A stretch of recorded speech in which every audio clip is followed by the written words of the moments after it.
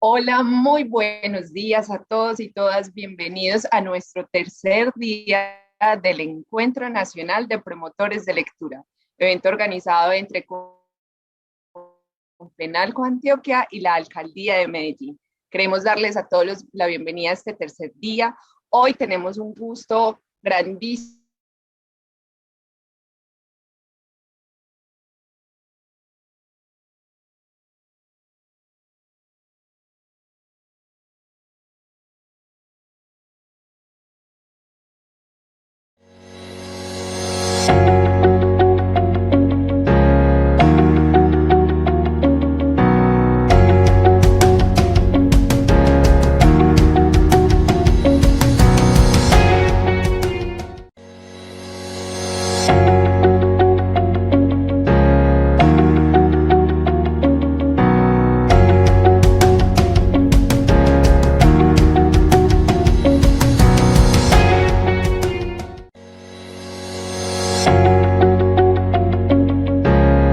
Hola, discúlpenos que tuvimos una caída acá de la red. Retomo, por favor. Jorge Carrión es un escritor polifacético, crítico cultural y director del máster en creación literaria de la Universidad Pompeu Fabra. Jorge es doctor en humanidades y codirector del máster en creación literaria de la Universidad Pompeu Fabra. Entre 2000 y 2005 fue miembro del Consejo de Redacción y de la desaparecida revista Lateral. Entre 2006 y 2009 fue codirector de la revista literaria Quimera y colabora desde hace más de 15 años con el suplemento Culturas de la Vanguardia y escribe regularmente en varios medios, entre ellos The New York Times. Entre sus publicaciones mencionamos a Librerías, finalista del premio Anagrama de Ensayo en el año 2013, Libro de los Pasajes en el año 2017 y contra Amazon en el año 2019. El día de hoy, Jorge Carrión nos hablará sobre el libro y la literatura como movilizadores de divergencias. Buenos días, Jorge. Buenos días para ti y buenas tardes para ti en España. Bienvenido.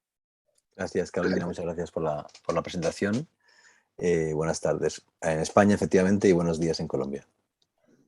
Jorge, vamos a iniciar la ponencia. Les recuerdo a las personas que están conectadas que durante todo el conversatorio contigo van a poder escribir sus preguntas, sus comentarios y al final de tu ponencia, entonces te estaré comunicando si hay algún comentario o pregunta para ti. ¿Listo? Perfecto. Muy bien. Pues empezamos. La verdad es que yo no escogí el título de mi ponencia, pero me parece que es muy acertada esa llamada a la movilización de divergencias a través de los libros en un encuentro como este de personas que se dedican profesionalmente a estimular, a promover la lectura. Ese título, Los libros movilizan divergencias, me ha tenido reflexionando durante las últimas semanas y me ha provocado hablar justamente de eso, pero también de lo contrario. Es decir, voy a hablar de la divergencia, pero al final de estos minutos voy a hablar quizá de su antítesis, de su contrario, porque creo que en el contexto actual también es importante la convergencia y no solo la divergencia. Está claro que los libros que han cambiado la historia de la cultura fueron libros divergentes, fueron libros que provocaron la existencia de otra vía, de una alternativa que con el tiempo se convirtió de minoritaria en decisiva, en mayoritaria y en transformadora, ¿no? Ese momento en que los llamados ahora evangelistas como Pablo escriben sobre la vida de alguien llamado Jesús, Jesús de Nazaret, en el Nuevo Testamento, y eso acaba convirtiéndose en la segunda parte, diríamos en términos modernos, de la Biblia, del Antiguo Testamento. No hay duda que se inició una divergencia, una línea que cada vez tuvo más repercusiones y que acabó transformando a la humanidad.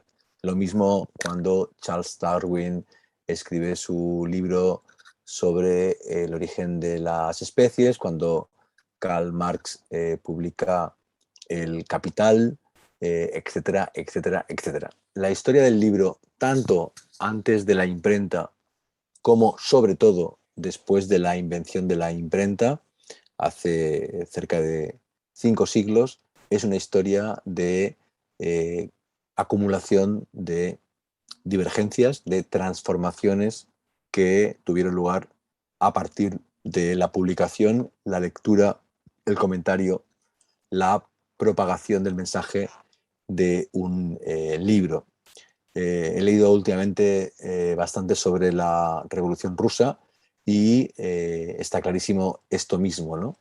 Cómo acabó triunfando la Revolución Rusa, para bien primero, para mal después, bueno, pues a partir de una estructura de clubes de lectura.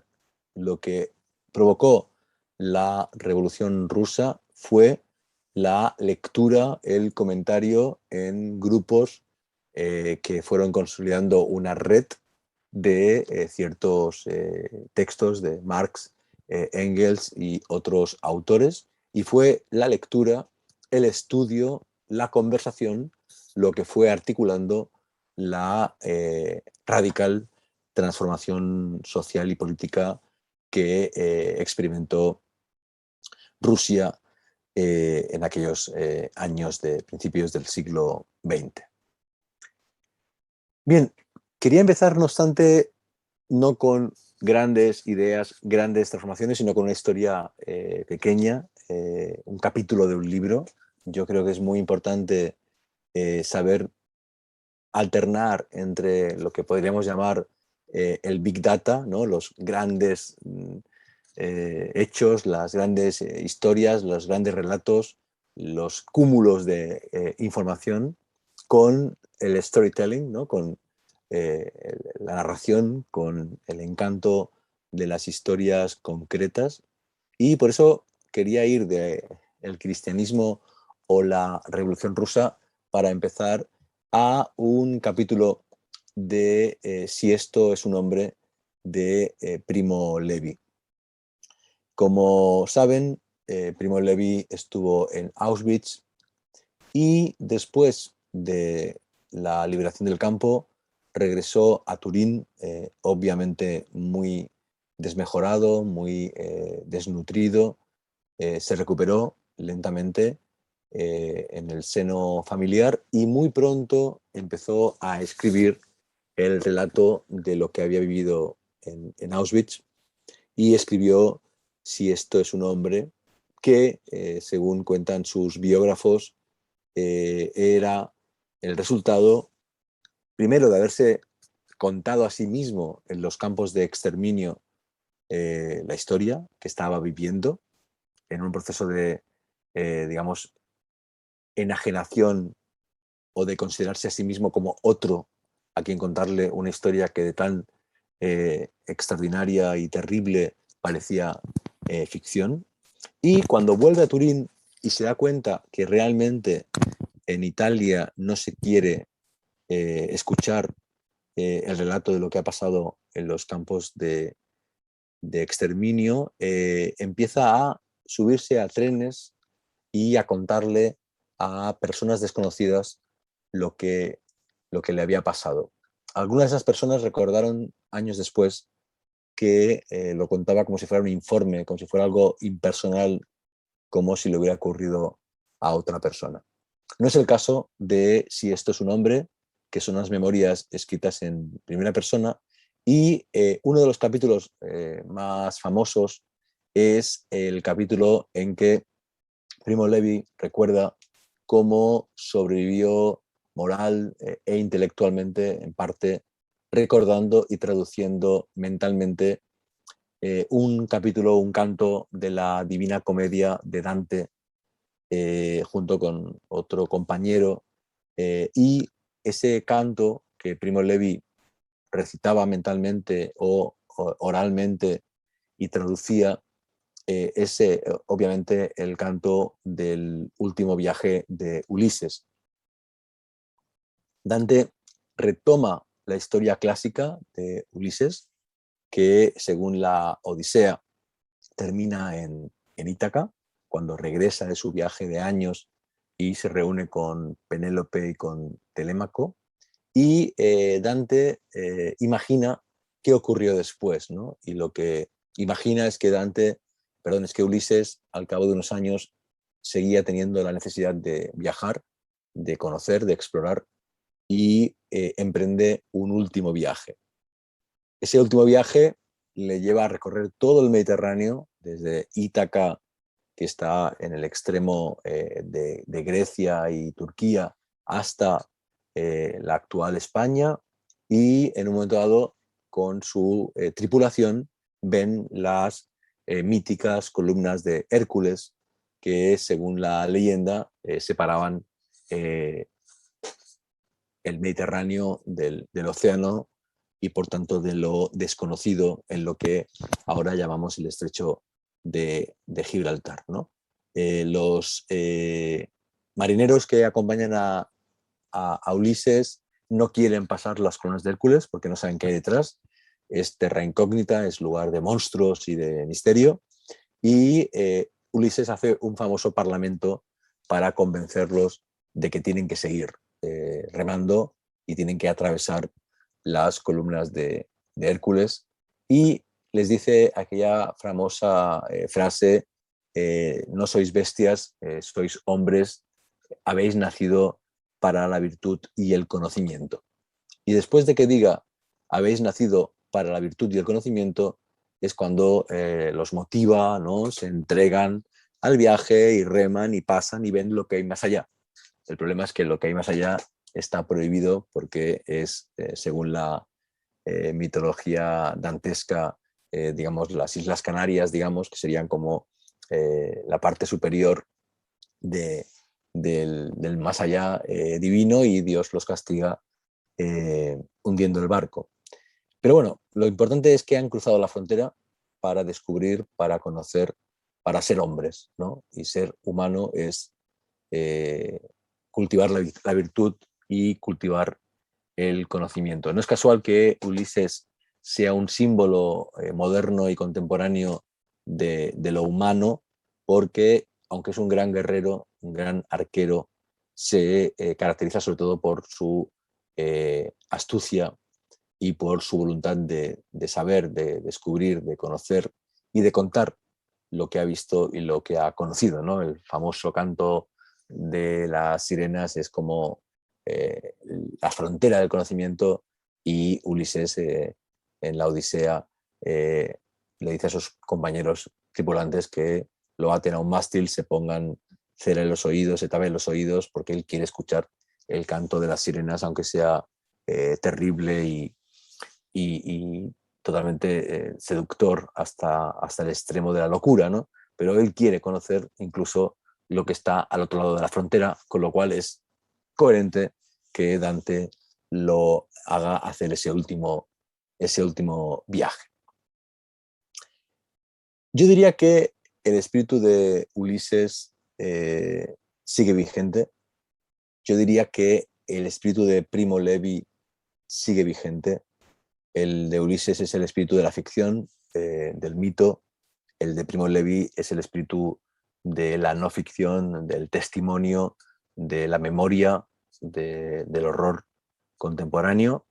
Y de algún modo somos la síntesis de Ulises y de Primo Levi, de la ficción y de la crónica, de la invención y de el recuerdo, de también, como he dicho antes, el Big Data y el storytelling, ¿no? La información y el conocimiento con una narrativa que facilite su comprensión, su asimilación y su difusión. Lo que ocurre es que en estos momentos, yo diría, lo que ha pasado es que después de 5 años de predominio del libro, en el centro de la cultura, la sociedad y la política humana. Antes he mencionado algunos ejemplos desde la Biblia, que obviamente después de la creación de la imprenta con el protestantismo va a volver a ser un libro central en la discusión intelectual e incluso en la geopolítica y en la guerra en Europa, desde la traducción y la publicación moderna de la Biblia hasta, digamos, si este es un hombre con su capacidad de comunicar el Holocausto, pasando por los ejemplos que he mencionado de Darwin o de Karl Marx. El libro ha estado en el centro de la sociedad, de la ciencia, de la cultura, de la literatura y de la política durante 5 siglos, y ahora estamos en un cambio de paradigma, estamos en un cambio de escala de valores, y cada vez más en el centro de nuestras vidas y de nuestros horizontes de deseo hay más aplicaciones, más plataformas y menos libros y menos bibliotecas. Ese cambio de paradigma, de escenario, es global, es importantísimo, hay que pensarlo, y hay que pensarlo desde sus propios conceptos. No podemos solo pensarlo desde la lógica del humanismo, hay que pensarlo también desde la lógica de la programación, de la ingeniería, de la informática, de los algoritmos o de la tecnocultura.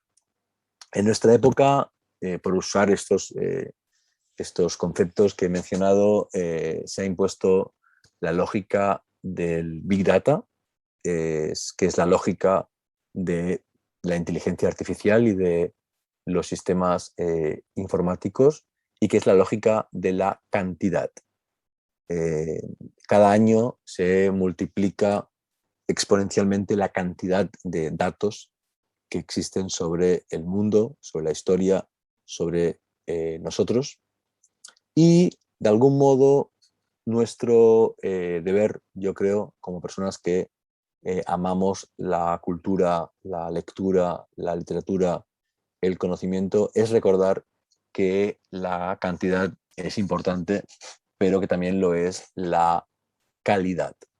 En tanto que prescriptores, y esa palabra me interesa mucho porque engloba a profesores, bibliotecarios, libreros, críticos culturales, curadores de arte, eh, todo tipo de profesionales de la cultura y de la comunicación cultural. Como prescriptores, creo que tenemos que entender el horizonte del Big Data y de la cantidad, pero creer y defender la importancia de la selección y de la calidad. Ahora, por ejemplo, se impone entender el éxito de una librería, de una biblioteca, de un programa de incentivo de la lectura, de un festival cultural o de un museo según las ventas o según el número de visitantes. Y yo, en cambio, creo que lo que más importa no es esa cifra, sino es la calidad de ciertas interacciones, de ciertas experiencias, de ciertas visitas, ¿no? Evidentemente tú puedes observar la repercusión de una librería según los libros que vende cada año, pero hay algunas visitas o algunas experiencias transformadoras que han ocurrido en esas librerías que no se evalúan, que no se miden, y que son tan importantes o más que ese volumen de datos, de cifras, de ventas, de clubes de lectura, de actividades de comunidad lectora de esa librería, ¿no? Si han leído el fabuloso libro de Emmanuel Carrère, Limonov, recordarán ese momento de Limonov en que se cuenta que Edward Limonov, el escritor, el político, cuando era un adolescente era alguien muy rebelde, muy encamberro, diríamos en España, y que era un bala perdida, era alguien que podía haber acabado en el reformatorio o en la cárcel, y fue en una librería de su ciudad natal donde descubrió la lectura, donde descubrió la cultura, donde descubrió la conversación, donde acabó descubriendo la importancia de estudiar, de viajar y no de delinquir en las calles y en los barrios menos recomendables de su ciudad, ¿no? Bueno, no conozco la historia de esa librería, no sé cuántos lectores, cuántas actividades, cuántas ventas, no hay datos al respecto, pero solo por el hecho de que cambió el destino de Limonov, yo creo que ya puede entrar en la historia de las librerías, ¿no? Lo mismo se puede decir en el caso de las bibliotecas de Walter Benjamin. La Biblioteca Nacional de Francia se puede jactar de un gran tráfico, de muchos préstamos, de exposiciones de miles de lectores, pero solo con el hecho de que Walter Benjamin confeccionara en ella su famoso libro de los pasajes y lo ocultara en ella para que no fuera encontrado por los nazis, creo que ya la biblioteca adquiere un gran sentido, ¿no? Hay visitas de una gran calidad que provocan divergencias, que provocan transformaciones, que provocan obra, libros, proyectos y que, digamos, no se pueden evaluar desde el Big Data, desde los números fríos, hay que evaluarlo desde el storytelling, desde las historias que genera, ¿no? No sé cuántos visitantes tuvo la exposición Atlas, cómo llevar el mundo a cuestas, una exposición que comisarió Didier Huberman en el Museo Reina Sofía de Madrid y que partía de Avi Warburg, el gran historiador del arte y autor del Atlas Mnemosyne, partía de Warburg para pensar el mundo contemporáneo, la representación del mundo en el arte antiguo y moderno. No sé cuántos visitantes tuvo esa exposición Atlas, pero sí que sé que gracias a que yo la vi, escribí mi libro Librerías, que tiene un espíritu de vuelta al mundo, de mapa mundi, y mi libro más reciente en formato cómic se llama Warburg and Beach, de modo que al menos yo puedo saber cuál fue mi impacto personal al ver esa exposición. Yo creo que tenemos que reivindicar la calidad de las experiencias culturales, la prescripción de nuestro trabajo cotidiano e intentar medirlo no solo desde los datos, desde las estadísticas, desde las visitas o el tráfico, que es la lógica de los algoritmos, sino desde también la calidad de su repercusión. Por eso es importante no solo hacer análisis cuantitativos anuales de los programas de incentivo a la lectura, de bibliotecas, de festivales, etcétera, sino hacer también análisis con lapsos de tiempo mayores, como 10 años, 20 años, para ver qué tipo de producción cultural, qué tipo de vocaciones, qué tipo de transformaciones personales provocamos con nuestro trabajo. En el cambio del paradigma del libro en el centro de las vidas de los hombres a las aplicaciones, las redes sociales, las plataformas, los algoritmos en el centro de la vida de los hombres, por recuperar a Ulises, hemos pasado del viaje en 3 dimensiones y con los 5 sentidos, que sería el tipo de viaje que yo hubiera hecho gustoso para estar hoy en Medellín hablando en persona con todos ustedes. Hemos pasado al viaje en 2 dimensiones y de 2 sentidos, básicamente el de la vista y el del oído, que es el de las 2 dimensiones de la pantalla y de Internet. El cambio entre, digamos, el libro que es un objeto tridimensional, donde el tacto, donde el olfato, solo falta el gusto, digamos, como experiencia sensorial está garantizado. Hemos pasado a la lectura en ebook, en pantalla, en teléfono celular, etcétera, y eso se puede ver evidentemente como una devaluación, ¿no? Como una cierta pérdida. Yo no soy nostálgico, creo que la tecnología es maravillosa y tiene muchas ventajas, pero sin duda también tiene algunos déficits y algunos inconvenientes, por suerte para el libro, porque el libro sigue siendo la mejor tecnología que hemos inventado para leer. Durante 5 siglos existieron sobre todo 2 dimensiones de la realidad. La física, que tiene que ver con los cuerpos y el mundo, digamos, exterior, la naturaleza, las ciudades, etcétera, y la mental, la de la imaginación, el mito, las ficciones, que se reflejaba en los libros impresos, lo que llamamos la galaxia Gutenberg. En nuestro cambio de siglo, evidentemente, ha surgido una nueva dimensión de lo real. Internet, los videojuegos, las redes sociales, las plataformas son también reales, totalmente reales.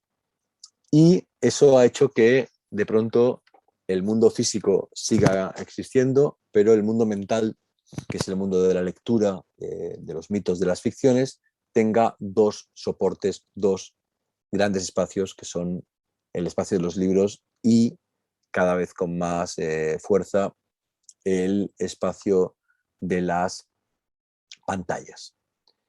Los viajes, por tanto, ya no son solo físicos, son también virtuales. Las lecturas ya no son solo físicas, son también digitales, y sin duda la gran transformación en la estructura del pensamiento, del conocimiento, la ha proporcionado Google. Google ha cambiado por completo nuestra relación con los datos, con los textos, con el mundo real. Sin duda, la gran herramienta de conocimiento durante la pandemia ha sido Google, incluso antes que los noticieros o los periodistas o los centros de investigación médica, porque es el mediador por excelencia entre cada ser humano y la información que precisa. Y lo que ha hecho Google es ya no proporcionar rutas directas entre los lectores y los datos, o entre los lectores y las historias. Digamos que la ruta directa sería, si yo busco algún tipo de información concreta, levantarme, agarrar un libro de mi biblioteca, buscar el dato y satisfacer mi curiosidad o mi necesidad, contra ese tipo de experiencia de viaje directo, de vínculo directo entre el deseo o la necesidad y la satisfacción en la biblioteca, en la enciclopedia, en el libro en papel. Google lo que ha hecho es crear un tipo de ruta de conocimiento que ya no es directo, ¿no? Todos hemos buscado en Google algo y por lo general no acabas en el lugar que pensabas que era tu destino, sino que acabas buscando otros caminos, ¿no? En una especie como de red o de ruta arbórea y de senderos que se bifurcan, y finalmente encuentras otro texto, otro dato, otra historia probablemente distinta de la que estabas buscando. Esto nos lleva, de hecho, de nuevo a Ulises, ¿no? Porque el famoso poema de Cavafis sobre Ítaca dice que lo que importa del viaje no es la meta, no es el destino, es la ruta, ¿no? Y de algún modo Google ha convertido eso en una realidad cotidiana, porque la propia ruta de búsqueda en la pantalla se vuelve asombrosa y fascinante. El problema de Google, sobre todo, es el que he mencionado. Son 2 dimensiones.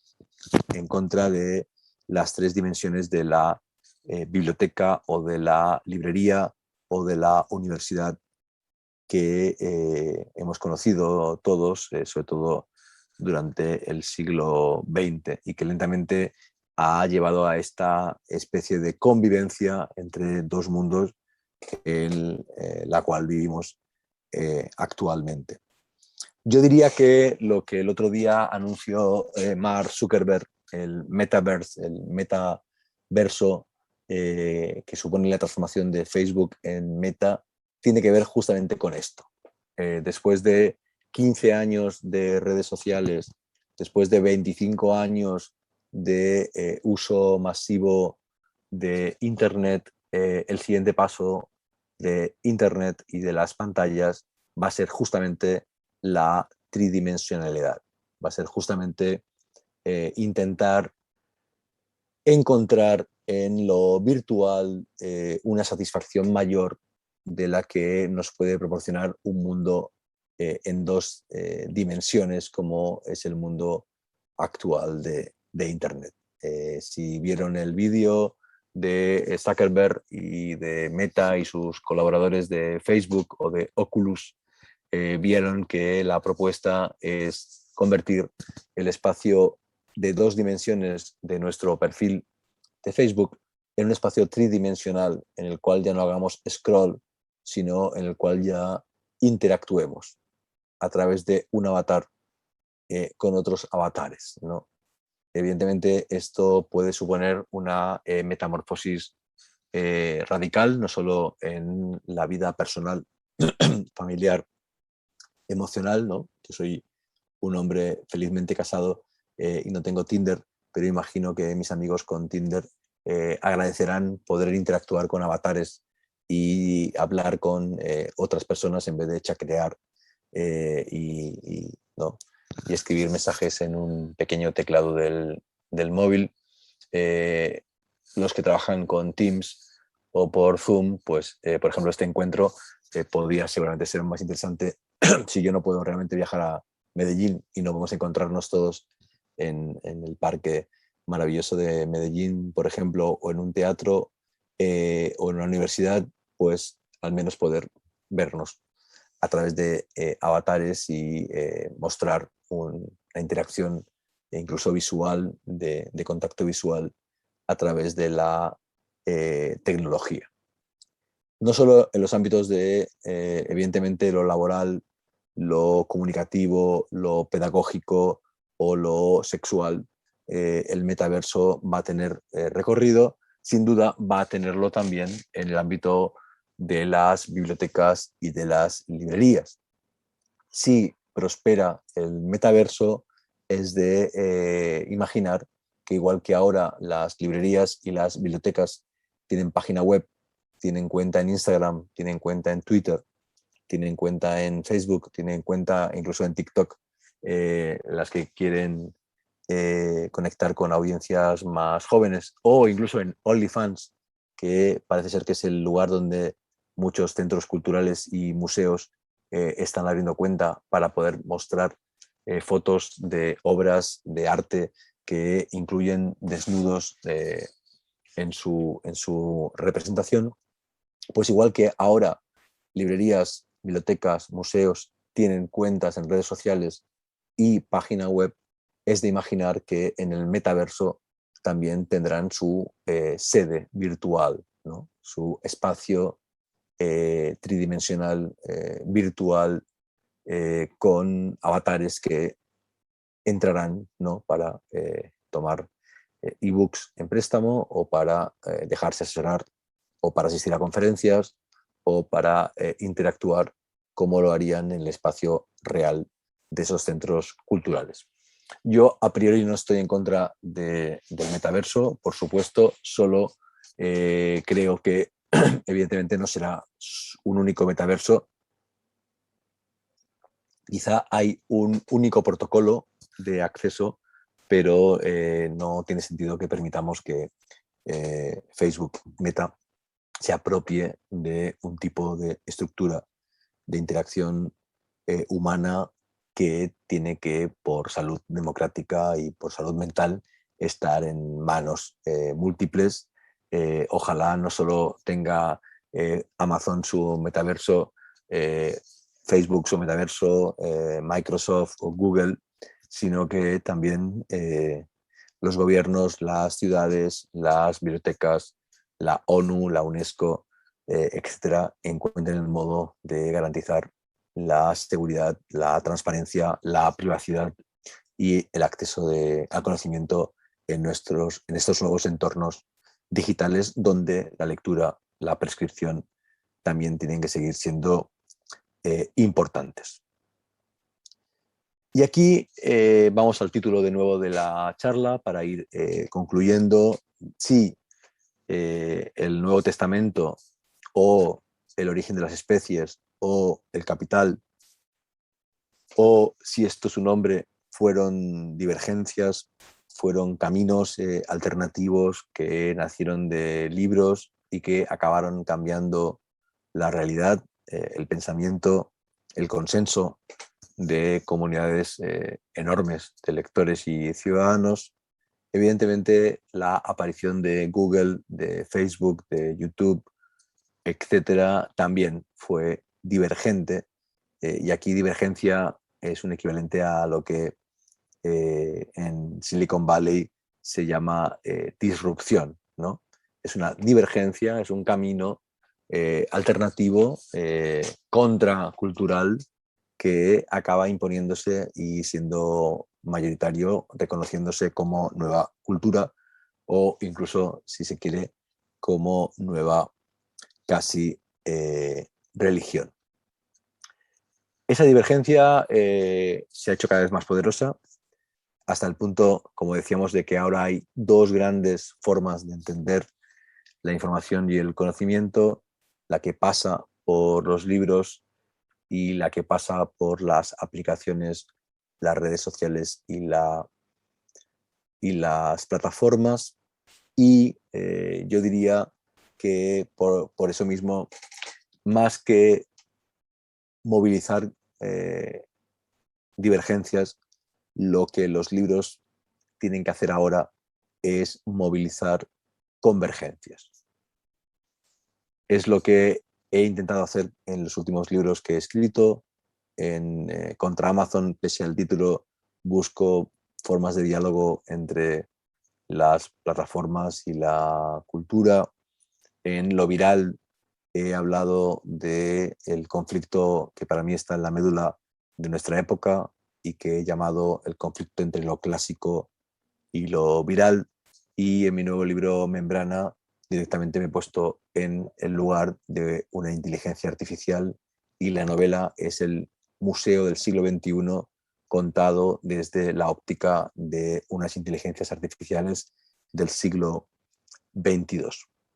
Creo que es importante esto, leer el mundo desde el lugar del otro, entender la propuesta que las compañías informáticas y tecnológicas, no desentendernos de ese mundo, de ese sistema, de ese modo de entender y de gestionar la realidad, porque el futuro es un futuro de convivencia entre la cultura y la tecnología, es un mundo de tecnocultura y nuestro trabajo como prescriptores pasa, yo diría, por la necesidad de tender puentes. Digamos que un Ulises de nuestra época, si tuviera que animar, motivar a sus navegantes, a su tripulación, podría decirles: no sois bestias, sino personas, habéis nacido para la virtud, el conocimiento y la convergencia, es decir, para crear puentes entre los libros y las pantallas, la literatura y los algoritmos, la información y el conocimiento, porque los libros y los lectores movilizamos divergencias, pero en un mundo tan polarizado políticamente como el nuestro, en un mundo tan dividido entre la pantalla y la realidad física, entre el píxel y el papel, creo que también es importante que, además de movilizar divergencias, movilicemos convergencias. Muchas gracias. Ahora será un placer, si hay preguntas, intentar responderlas. Jorge, muchísimas gracias. Justo ayer también uno de los invitados a una de las ponencias nos hablaba mucho de convergencias, qué llamado tan importante nos haces en este momento y coincide además con otros invitados. Divergencias, también hay que hablar de convergencias, una pregunta y una tareita que nos llevamos todos. Aquí hay dos preguntas, un comentario y uno que dice muchísimas gracias por esta ponencia, qué bella analogía que haces con Ítaca, mil gracias. Y hay una pregunta que nos dice, en tu libro Contra Amazon, propones una visión muy bella sobre la figura del librero, las pequeñas librerías, la biblioteca como escenarios indispensables en las sociedades. ¿Podrías contarnos un poco más al respecto, por favor? Sí, muy bien. Claro, pues muchas gracias. Efectivamente, yo creo que la lección de Ítaca y de Ulises sigue muy viva y hay que actualizarla. Y de algún modo lo que he intentado compartir con ustedes es la urgencia y la necesidad de esa actualización, ¿no? En mi podcast Solaris, Ensayos Sonoros, lo que he hecho es justamente eso, es intentar entender el mundo contemporáneo, la ciencia contemporánea, las plataformas, el Big Data, la computación cuántica, los algoritmos creativos, a través de libros. Yo sigo pensando el mundo desde los libros y creo que son herramientas que nos permiten, en efecto, interpretar el mundo y ser relevantes en nuestra interpretación del mundo sin dejar de recomendar libros. Y finalmente, las mejores plataformas para la prescripción, para el acceso a los libros, siguen siendo las librerías y las bibliotecas.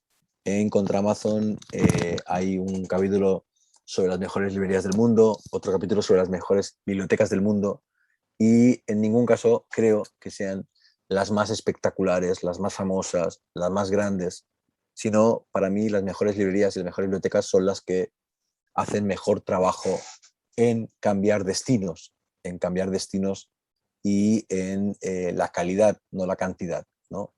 Son proyectos que consiguen acercar los libros a zonas rurales, a zonas remotas, que consiguen ser educativos, pedagógicos, que consiguen que los niños amen la lectura, la ilustración, los libros. Si ahora los niños de 8 años se enamoran de los libros y leen sistemáticamente, llegamos al siglo XXII con lectores de libros en papel, porque ese vínculo, como sabemos, los que leemos es para siempre, ¿no? Yo creo que es muy importante eso, ¿no? Recordar que la calidad siempre será más importante que la cantidad. Hay que conocer la realidad algorítmica, hay que entender el Big Data, los patrones, los algoritmos predictivos, porque tiene que ver con la cultura de nuestra época, pero, ¿por qué no? Eso puede convivir con la reivindicación de la calidad de la experiencia transformadora como objetivo de los programas de lectura en general y de la actividad cotidiana de las librerías y las bibliotecas en particular. Muchas gracias, Jorge. Hay una última pregunta. Nos dice, el libro ha sido tratado a veces como un objeto sagrado, intocable, como si fuese el fin, por ejemplo, de nuestra labor como promotores de lectura. ¿Cómo romper con esa sacralización o definitivamente se le debe dar? Bueno, nada es sagrado, realmente nada es sagrado. Y cada uno tiene su sistema de valores y lo que hay que promover siempre es la crítica, ¿no? No la fe, sino la crítica. Es lo que nos caracteriza, yo creo, como prescriptores, ¿no? Lo que, aunque no sea sagrado, es muy importante, es recordar, en efecto, que en el centro de nuestro sistema de valores y de nuestras prioridades está el texto de calidad, bien escrito, bien editado, digamos, no en el estándar de Amazon en que cualquier libro vale, aunque sea autopublicado y con errores ortográficos, sino mantener un estándar de calidad, de excelencia, de relevancia. y sin sacralizarlo, con ironía, con espíritu crítico, defender una serie de valores que en efecto pueden estar en el libro o pueden estar en otros lugares, ¿no? Esa excelencia, esa cultura puede estar en las series de televisión, puede estar en los podcasts, puede estar en los audiolibros, puede estar en los videojuegos, pero sí que creo que tenemos que mantener un espíritu de una cierta excelencia, no caer en el todo vale.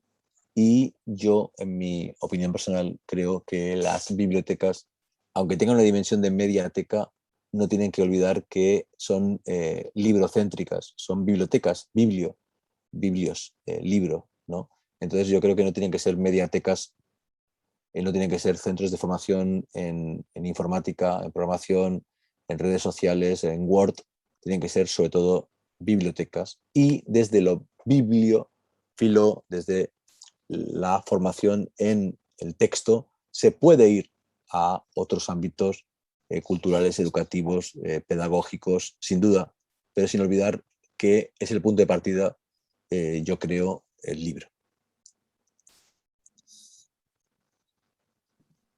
Jorge, listo. Muchas personas diciendo que muchas gracias, que muy buenas tardes y buenos días para ti. Les quiero recordar y para las personas que tal vez no se conectaron a tiempo, que todas estas conversaciones y la que acabamos de tener con Jorge, vamos a enviarlas como memorias del Encuentro Nacional de Promotores de Lectura, así que se lo pueden ver luego completo. Jorge, muchas gracias de verdad por acompañarnos, qué rico que pudiste estar. Y claro, por supuesto que queremos tenerte en nuestra ciudad y en otro encuentro que sea presencial con los promotores de lectura y mediadores de nuestra ciudad. Perfecto, será un placer ir, ha sido un placer conversar, ojalá tengamos nuevas oportunidades. Que así sea, Mucha Jorge. suerte, muchas gracias. Muchas gracias, hasta luego. Adiós. Les invitamos a todos ahorita a las 11 de la mañana, es nuestra siguiente charla. Tendremos a Claudia Morales y a Diego Aristizábal también teniendo una conversación en 10 minutitos. Nos vemos. Muchas gracias a todos, Yurani. Gracias por tu interpretación.